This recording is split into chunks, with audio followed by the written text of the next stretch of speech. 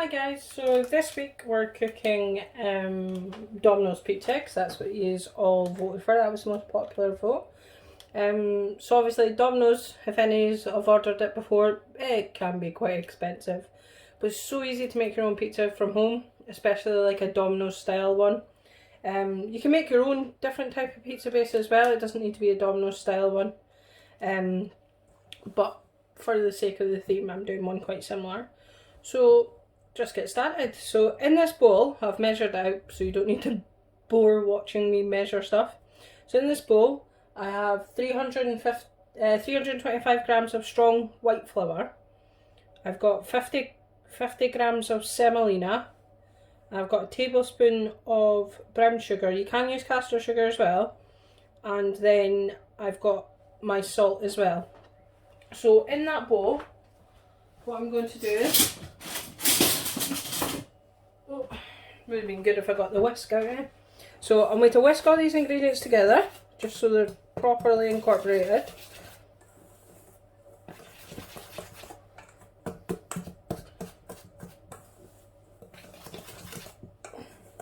So there's loads of different methods of doing a pizza dough base. So you can use all like normal flour, just like plain flour. You don't necessarily need to use bread flour.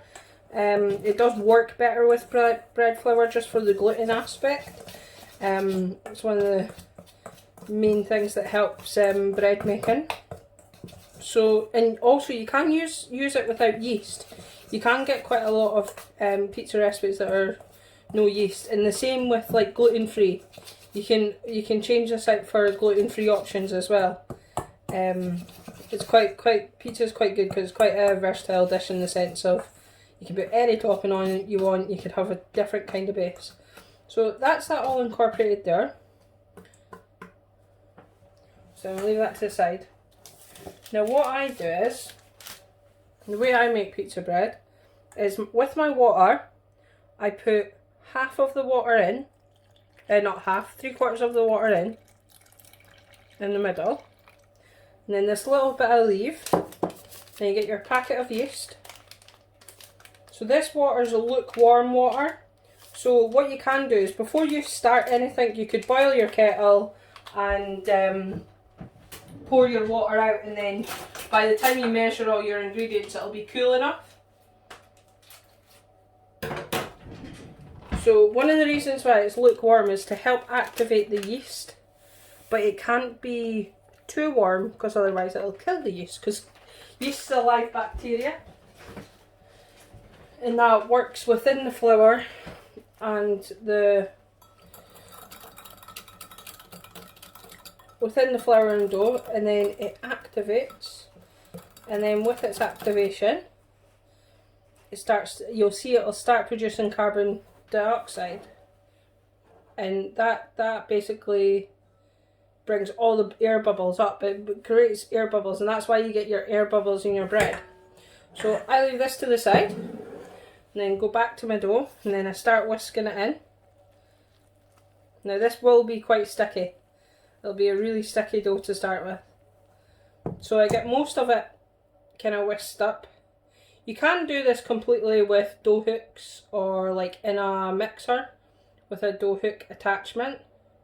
It's entirely up to yourself. So then I start bringing all of that around. So this is just a rough getting it in. This is what you call, when you're making any sort of bread, you start off this little mixture.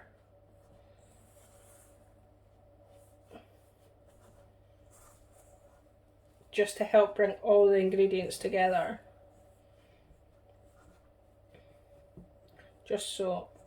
I just find it doing it easier this way. So when I add the yeast in, it's not so bad.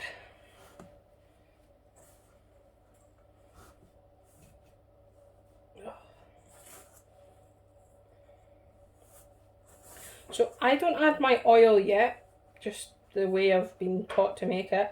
I add my oil in the same time as the yeast. Now you can't just add all your water in, all your yeast. You can actually just add the yeast straight in if it's fresh as well.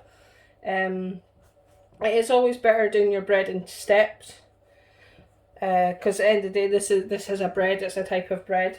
So in goes my oil. Now I've purposely oiled this bowl already. I've put the oil in this bowl, and the reason for that is I'm going to use this bowl for when it's proven. So I measured 2 tablespoons of oil in, and then poured roughly 1 in and kept 1 in to then grease the bowl. So like last week, I just have this sitting up there just so it's ready to wash my hands.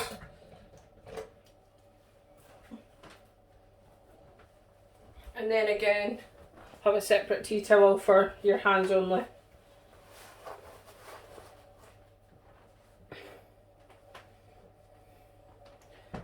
So with the yeast, you'll see it'll start to bubble ever so slightly. You can leave this yeast for longer, it will help. But don't leave it for, I would say don't leave it any longer than 20 minutes. So I'm going to cheat a bit here. I'm not going to use my hands, I'm going to use one of these. Mainly because for my back I can't actually stand and knead it all together. So I'm just going to pause it just now, just while I put this on, because this will be very loud. So then I've mixed all my dough together, so it's pretty much all combined now. So what I'm going to do is, I'm going to try to get most of it off.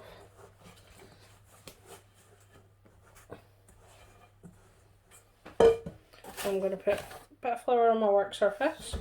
Even though I've used the electric mixer, I do still like hand kneading it. So the easiest way to knead is put your pan down, fold over, and then pan down, fold over, and then you just keep on doing that. I used to work in a place that made bread all the time, so we made fresh rolls every morning. So we get used to doing that. Now, you know when your dough's completely kneaded all the way through, it's because the surface will actually become smooth. So this is still quite grainy, and the gluten's not activated yet in the dough, so you need to just keep on kneading. So I'm going to pause it because I'm going to knead it for about 5 minutes. You can continue just using the dough hooks, but I like doing it, finishing it off by hand. Now that I've kneaded this for a bit, you can see that it's a lot smoother. It won't be, because I've put semolina through it, it won't be perfectly smooth because you'll still see the grains, but that's the kind of stretch you want on it. If you can hear my niece in the background. She goes back tonight, it's fine. But then I've got her tomorrow again, so. But yeah. So that's the kind of shape. So what you want to do is roll it into like a dome shape, like a ball. And then you're popping it in your grease bowl. And then grabbing cling film.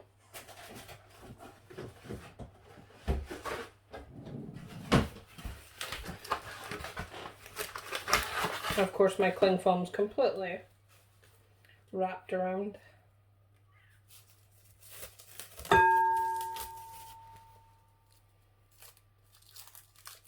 Does anyone else's cling film go like this? Very annoying. There we go. Sorry.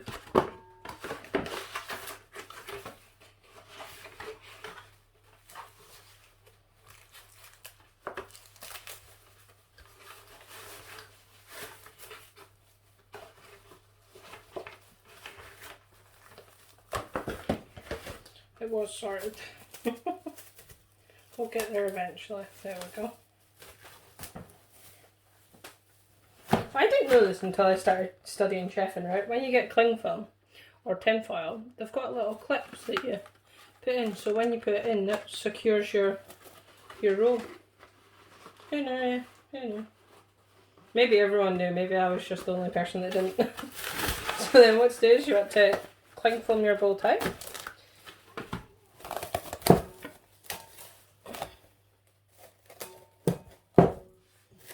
And then you let this prove for 90 minutes. Now this is just to help the dough rise. So you want to keep this in a like kind of warmish dry place. And so don't put it in the fridge or anything like that. Like keep it in your kitchen or your hottest room in the house. What I tend to do is I put my oven on for like to 50 degrees while I'm cooking, and then switch it off, and then the heat of the oven, it's not like hot, but it's warm enough for a warm enough to prove. So then that's the dough, so we'll move on to the sauce. I'll just quickly get cleaned up here and then we'll get the sauce ready. So like I said before, on my last cooking video, for cleaning I tend to use these wipes, just because cloths can harbour quite a lot of bacteria. You can use, obviously if you use the microfiber cloths, they're great, you can shove them in the washing machine. I'm just a bit pernickety, I'm just a bit fussy. It's completely fine to do so, but I'm just a little bit picky. That's just, everyone has their own quirks, I guess. But yeah, so that's us all clean. So what I'm going to do is I'm going to get a small potter. Now, for my sauce, you can use, I use passata just because it's easier. Passata is just basically plum tomatoes completely blitzed down with no seeds in.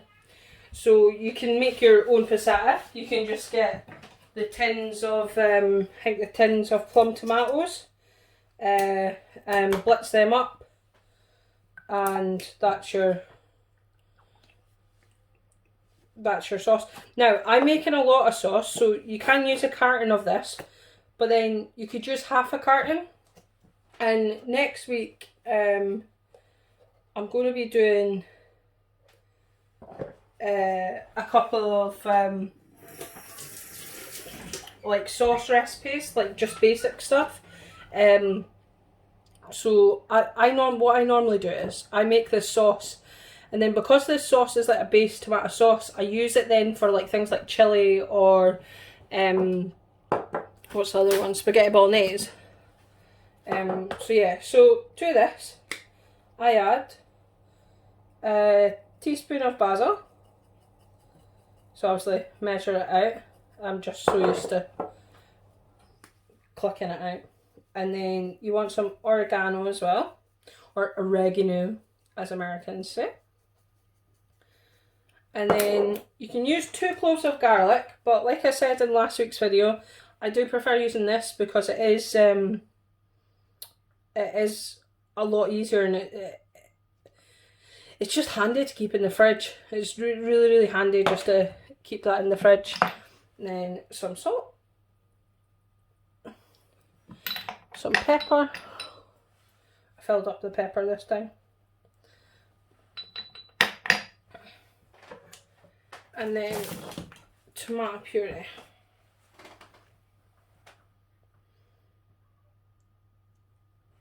Again, these things, amazing. Just shove them in the fridge, they last for, well, just tomato puree last. Well, this one's only a week. You can get ones that are, they last up to 3 months. So I'm going to pop this pan on. So what I do is I heat all mine up and give it a wee whisk.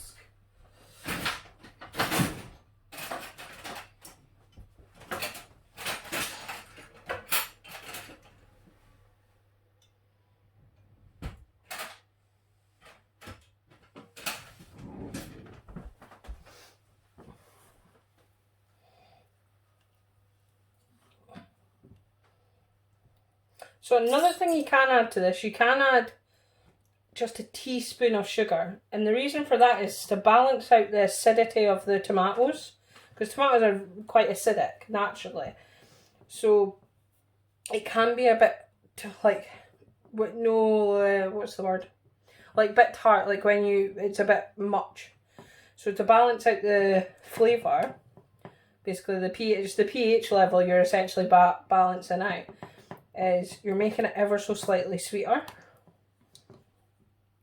Now, we're not going to completely boil this.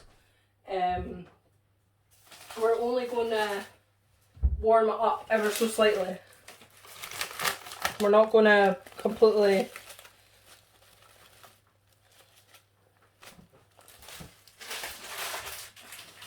We're just mixing all the ingredients together. So you don't want it to go to a boil, you just want to gently warm it through to combine all the ingredients.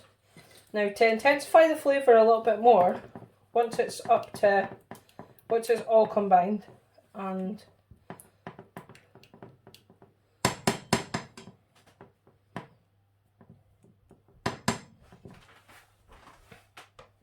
you turn the heat right down, and then you can cook this. You cover it because it'll splatter about the place. So I've just turned this heat down, so it'll slowly start cooling. And then you want to cook that for around 40 minutes. And you might think, oh, this is going to take ages, but you're waiting 90 minutes on your pizza dough to prove anyway. Because all you're doing is cooking out the ingredients for the flavour. It's just to intensify the flavour a bit more. So I will come back in 20 minutes when this is done. Hi guys, so I've cooked it for 20 minutes. I've just popped it in this tub because this is the tub I'm going to be using to store it in. So from the sauce, you can see from the last video, it's gone a lot darker. It's just because the flavours have intensified and richened, and it's a little bit thicker as well.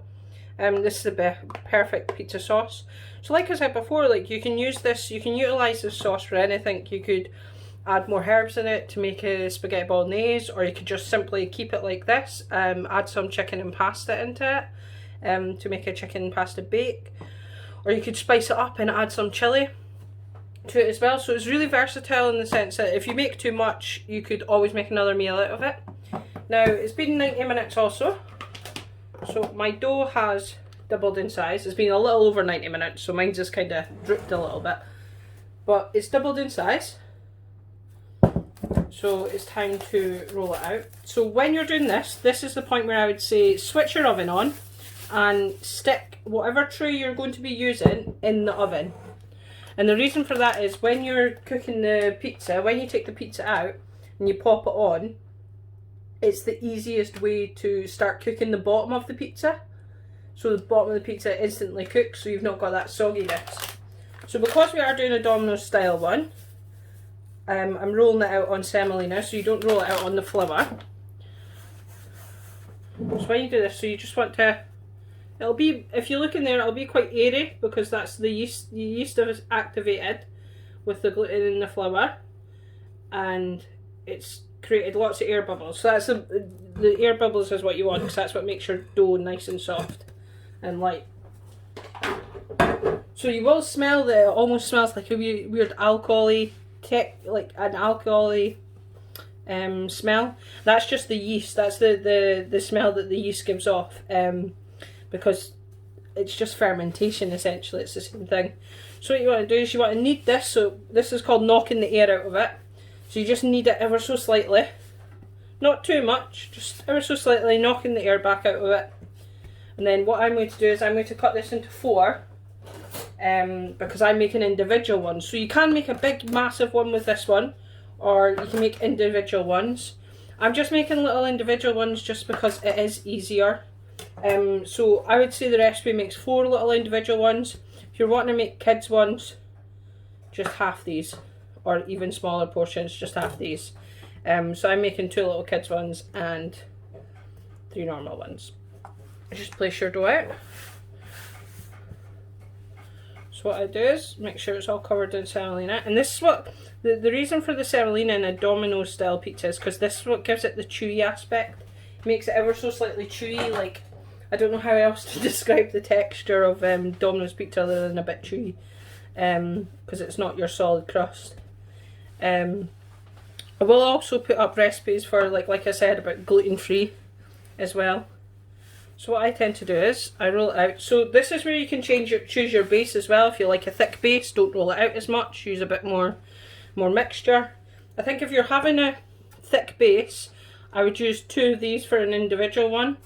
But I just prefer thin crust. I've always been a bit of a thin crust person. So you roll this out. Now you can make your pizza any shape. Valentine's Day coming up, turn it into a little heart. Make it kind of cute. Everything's quite heart shaped. You can make it into a letter shape for your kids. You can make it into, if you want to be really fancy, a dinosaur shape. It's quite hard, but it's doable. It's doable. But this is really good for getting your kids involved. Pizza, just because they can help the process with making it. Now what you want to do is to get your crust. Now you can do, if you want to be a bit splashed out, it is more calories, so I would be eyeful of your portion size. So if you want to do a stuffed crust, what the easiest way to do is the edges, roll out the edges just ever so much, ever so slightly. And then grab your cheese.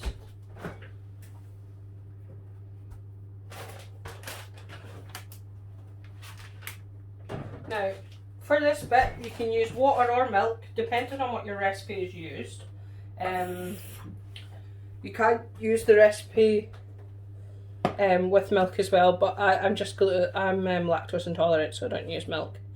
So I want to pop a little bit of water around the outside, the edges. I'll roll this bit out a wee bit. So you just want to flatten out the edges a little bit more. You can use a normal rolling pin, it's just I only have a fondant rolling pin for making cakes. And you want to grab your cheese. Now you can use any cheese. You can use mozzarella, you can use cheddar, just entirely up to you. You're a bit it's the joy of pizzas, you can pretty much shove anything you want on it. So this is a stuffed crust one I'm making for my neighbour, because I'm lactose, I don't really put cheese on it. I'm not a massive fan of cheese anyway. But a lot of people are definitely right in saying it's not a pizza without cheese, my dad included. But I do like, the only kind of cheese I do like is Applewood, and luckily Apple would do a vegan version of it that comes in slices and it's delicious, so I sometimes chop that up and put that on my pizza. So then all you do is you sprinkle the ring round and then you roll it down, so the water will help stick it. Just roll it all the way around. Now this is the only difference I'd say making a stuffed crust is I don't do the crust on the plate I'm cooking it in. I do the crust on the flat surface. But any other time, if I'm not doing stuffed crusts, once I've rolled this out, I take the oven out the tray and put it straight on the oven tray, and then I put my toppings on. And the reason for that is just easiness. Like, unless you've got a pizza slice, fair enough, decorate it on your shelf, it's fine. So then you just want to make that sure it's all nice and tight and rolled in. There we go. Then I'm going to take my shelf out.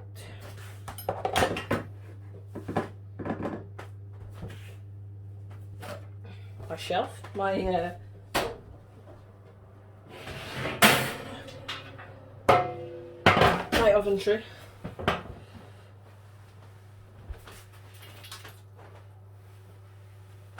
Now you don't actually need to grease your tray at all for this. I find that it's okay not greasing it. So I'll pop this on, and you can roll out two at the same time. Obviously it is easier if you roll them out. So if you are doing one stuffed crust and one not, roll out your flat one first. Just because the tray will be hot, and as soon as you put it on it will start cooking. I'm just going to quickly roll out this one. So I can put two on at the same time.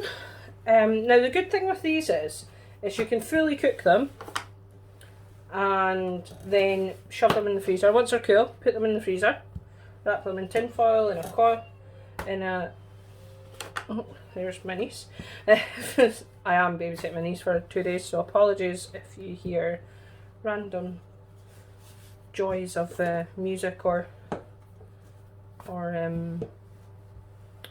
she's just learning her voice. She's 16 months, so.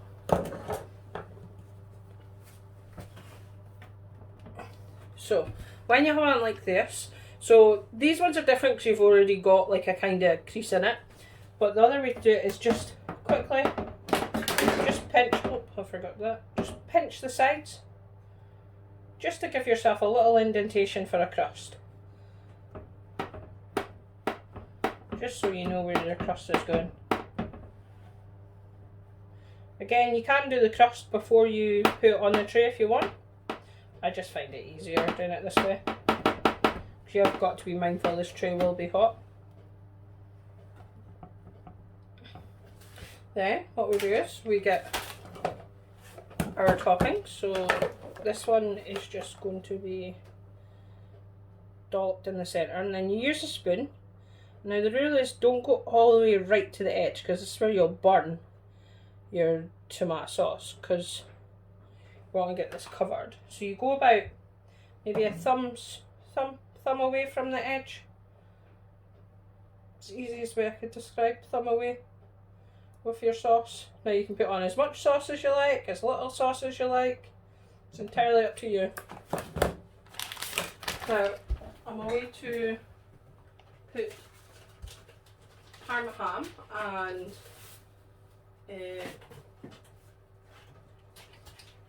Milano salami on mine. So on these ones, because these are for the neighbours, I literally requested like what does she like, what doesn't she like. So the little one likes mushrooms, she doesn't like mushrooms, so we'll swap. We'll make sure only mushrooms goes on one of them.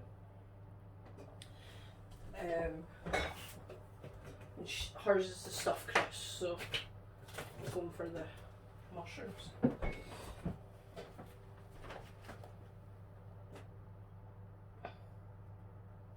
Now, this is where with pizza toppings you could go out and beyond for whatever you like, whatever you choose to like on your pizza.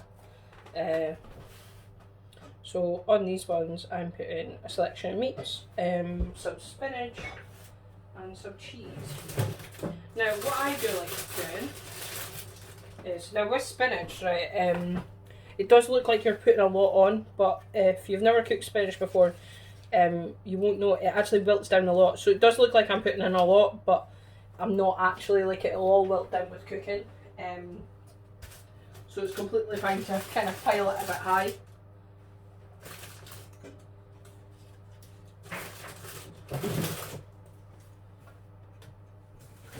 Now on one of the pizzas, I'm not putting mozzarella because the little one doesn't like mozzarella. She's fussy with her cheese. So I'm just putting some cheddar on it.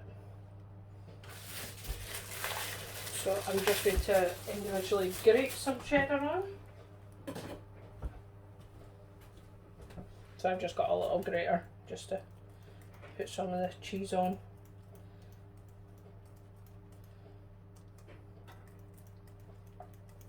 I'm probably missing all of it because I can't actually see where I'm grating, but most of it's on.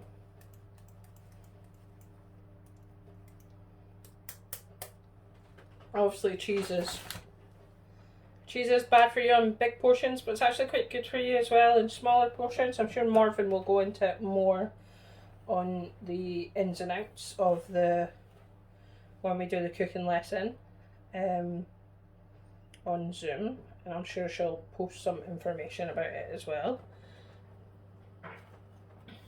And then we're just having a sprinkle of mozzarella on the other one because my neighbour's trying to be good and healthy, so we're just doing a little sprinkling of it.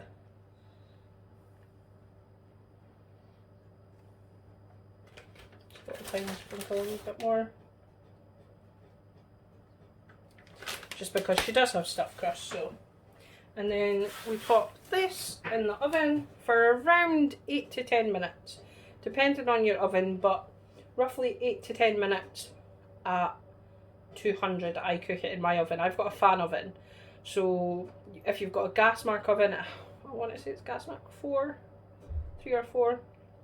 I'll need to double check that, so just write in the comments if you know that off by heart.